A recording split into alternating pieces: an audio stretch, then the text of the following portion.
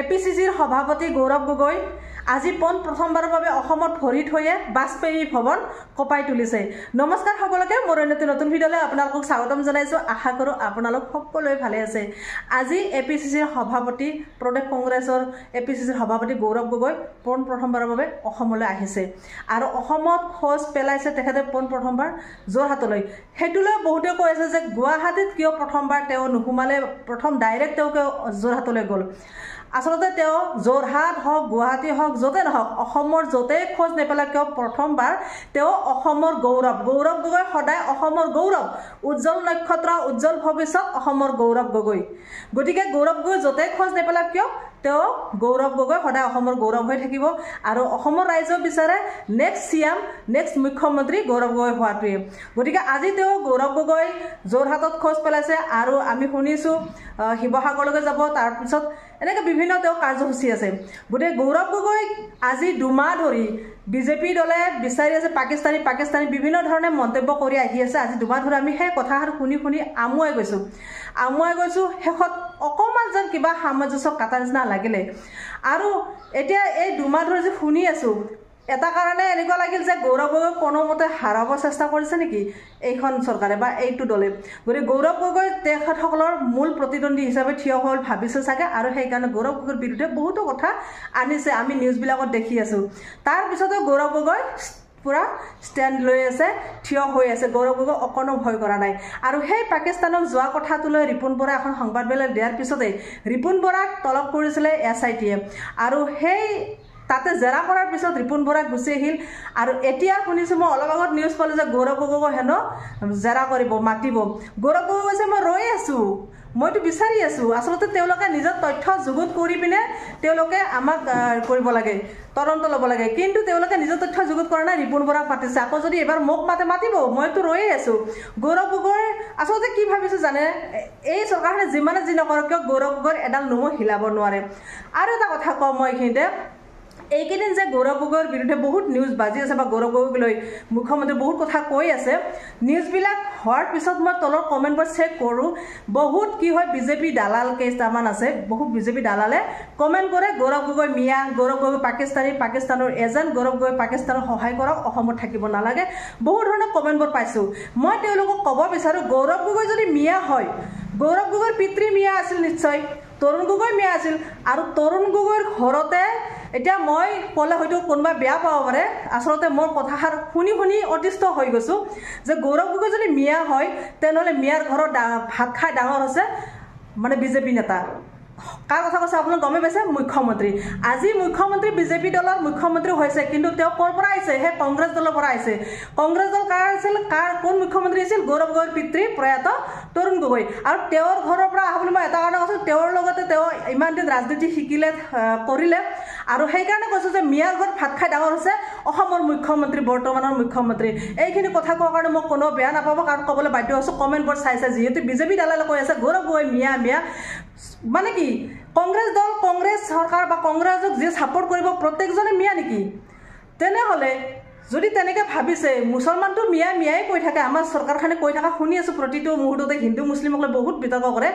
যদি প্ৰত্যেকজনে মিয়া তেনেহ'লে আমি দেখিবলৈ পাওঁ আমাৰ মুখ্যমন্ত্ৰীটো চেনেল আছে, নিউজ চেনেল, তেওঁৰ চেনেলতে কিন্তু মুছলমান ব্যক্তি আছে। গতিকে এইবোৰ কথা আনিব নালাগে আৰু গৌৰৱ গগৈ মিয়া শব্দটো কোৱাৰ আগতে ভাবিব লাগে গৌৰৱ গগৈৰ যিটো দক্ষতা,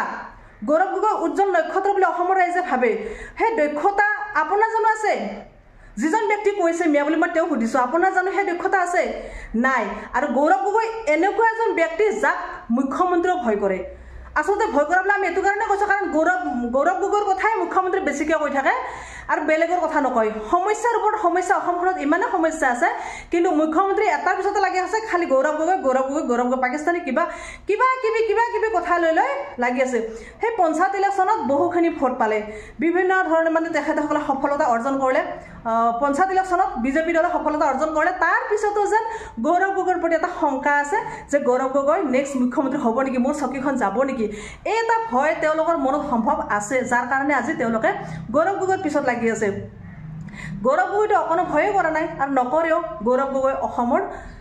মানে গৌৰৱ অসমৰ ৰাইজৰ আশীৰ্বাদ আছে গৌৰৱ গগৈৰ ওপৰত আৰু মই কিছুমান কমেণ্টত পাইছোঁ যে আমাৰ মুখ্যমন্ত্ৰী হেনো ৰাইজে মুখ্যমন্ত্ৰী পাতা নাই তেওঁ অসমৰ মুখ্যমন্ত্ৰী হ'ব লগা আছিল সৰ্বানন্দ সোণোৱাল তেওঁক আশা কৰিহে মুখ্যমন্ত্ৰী হ'ব বুলি ভাবিছিলে বিজেপি দলটো কিন্তু আমাৰ অসমৰ মুখ্যমন্ত্ৰী নিজেহে মুখ্যমন্ত্ৰী হৈছে কিমান দূৰ সঁচা মই নাজানো আগতে হৈ যোৱা কথা সেইটো বাৰু নকওঁ কিন্তু এটা কথা কওক যে এই বিজেপি দলটোৱে বা বিজেপি নেতাসকলে যে কৈ থাকে যে বিজেপি নীতি আদৰ্শ এনেকুৱা তেনেকুৱা আমি বিজেপি ইমান বিকাশ কৰিছোঁ হেৰি কৰিছোঁ আচ্ছা বিজেপি বুলি আপোনালোকৰ কিবা নিৰ্দিষ্ট দল আছে নেকি এই দলখিনি আজি মুখ্যমন্ত্ৰী কওক মুখ্যমন্ত্ৰীৰ হৈয়ে বাই থকা মন্ত্ৰী এম.এল.এ যিয়ে নহওক তেওঁলোকেতো গোটেই কংগ্ৰেছৰ পৰাই গৈছে ন কালি হয়তো বিজেপি দল যদি কিবা কাৰণত ডুবি যায় তেওঁলোকে আকৌ এটা বেলেগ দলত জড়িত হ'ব গতিকে এনেকুৱা ধৰণৰ তেওঁলোকৰ কোনো ফিক্স বা তেওঁলোকৰ কোনো পাৰ্মানেণ্ট দল নাথাকে তেওঁলোকৰ দলাৰ বগৰ নিচিনা বাগৰি ফুৰা ব্যক্তি বুলি মই ভাবোঁ এইখিনি কথা ক'লে কোনোবাই যদি মোক বেয়াও পায় পাওক আজি মনলৈ অহা কথাখিনি মই কৈছোঁ বাধ্য হৈছোঁ কিছুমান কমেণ্ট চাই গৌৰৱ গগৈ নিচিনা এজন উজ্জ্বল ব্যক্তি উজ্জ্বল ভৱিষ্যত উজ্জ্বল নক্ষত্ৰ তেওঁক এইখিনি কথা কোৱাৰ আগত ভাবিব লাগে আগতে মই মুখ্যমন্ত্ৰীক ইমানে ভাল পাইছিলোঁ মুখ্যমন্ত্ৰীয়ে বহুত কাম কৰিছে সেইটো কাৰণে মই বহুত বেছি ভাল পাওঁ কাৰণ অসমত আজি গুৱাহাটীখনে চাওক বহুত বিকাশ হৈছে হয় আজি বানপানী হৈছে হ'লেও তেওঁ বহুত কাম কৰিছে গুৱাহাটীখনত কিমান অভাৰব্ৰিজ হৈছে কিমান ফ্লাইঅভাৰ হৈছে য'ত আগতে জামত আমি ফচি আছিলোঁ যাব পৰা নাছিলোঁ কিন্তু আজি ফ্লাইঅভাৰৰ কাৰণে আমি ৰ'ব নালাগে পটককৈ গৈ পাওঁ কিন্তু এই বিকাশখিনি কৰাৰ কাৰণে তেওঁক ধন্যবাদ দিছোঁ আজি অসমৰ আমাৰ হেঁপাহৰ বিহু তেওঁ আজি বিশ্ব দৰবাৰলৈকে লৈ গৈছে ঝুমুৰ নৃত্য লৈ গৈছে এইবিলাক ক্ষেত্ৰত মুখ্যমন্ত্ৰী বহুত বেছি ভাল পাওঁ কিন্তু এতিয়া এই আজি দুমাহ ধৰি যে গৌৰৱ গগৈৰ পিছত লাগি আছে নহয় এইটো ক্ষেত্ৰত মোৰ আজি মুখ্যমন্ত্ৰীৰ ওপৰতো তাৰমানে কিবা এটা বেয়া লগা হৈ গৈছে যে মুখ্যমন্ত্ৰী অসমৰ মুখ্যমন্ত্ৰী এজন হৈ তেওঁৰ কথাৰ বহুত ধুনীয়া এটা ষ্ট্ৰেছ থাকিব লাগে কিন্তু তেওঁৰ কথাৰ যেন সৰু ল'ৰা ছোৱালী যেন ৰংহে খেলি আছে খেল খেলি আছে তেনেকুৱা লাগিছে মুখ্যমন্ত্ৰী হিচাপে কথা ক'বলৈ লগ মুখ্যমন্ত্ৰী আপোনাক অনুৰোধ কৰিছোঁ আমি ভাল পোৱাখিনি আপুনি দলিয়াই নেপেলাব আপোনাক সঁচাকৈ আমি বহুত বেছি ভাল পাওঁ আৰু ভাল পাই ভোট দিছোঁ আৰু সেয়েহে আজি আপুনি মুখ্যমন্ত্ৰী হৈ আছে নেক্সটো হওক আপুনি আমি ভাল পাওঁ গতিকে গৌৰৱ গগৈক আমি বহুত বেছি ভাল পাওঁ গৌৰৱ গগৈৰ বিৰুদ্ধে বা অইন বিৰোধী দলৰ কথা ইমানকৈ কৈ থাকিব নালাগে অসমৰ সমস্যাবোৰ সমাধান কৰিবলৈ চেষ্টা কৰক ঢেৰ আছে নিবনুৱা আপুনি কৈছিল যে বছৰত 1 লাখকৈ চাকৰি দিম কিন্তু আজি আপোনাৰ 5 বছৰ হ'বলৈ হ'ল 26ত হ'বই কিন্তু আপুনি কেইলাখ চাকৰি দিলে সেই কথাটো আপুনি অনুমান কৰক ভাবক এবাৰ